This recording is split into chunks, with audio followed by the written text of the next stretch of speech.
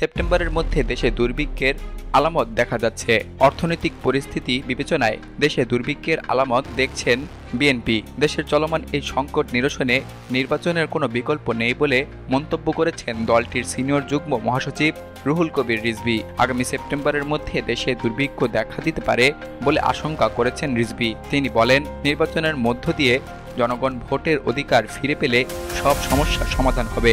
আর দুর্ভিক্ষের মতো পরিস্থিতি তৈরি হলে মানুষ কাউকে ছেড়ে দেবে না বলেও হুঁশিয়ারি দেন তিনি। বিএনপি সিনিয়র যুগ্ম মহাসচিব বলেন, বিবিসি হাসিনার খুনের হুকুমের তথ্য প্রমাণ করেছে। এর আগে ৭৫-এর ২৫শে জানুয়ারি বাকশালের মাধ্যমে গণতন্ত্র হত্যা করা হয়েছিল। এখন একটি ভিন্ন চক্র ভোট নিয়ে টালবাহানা করছে।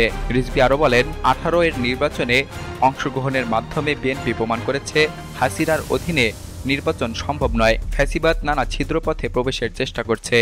এখনও সচিবালয়ের প্রশাসনে ফ্যাসিবাদ বহাল আছে, তারা মাথাচাড়া দিতে পারে বলেও উল্লেখ করেন তিনি।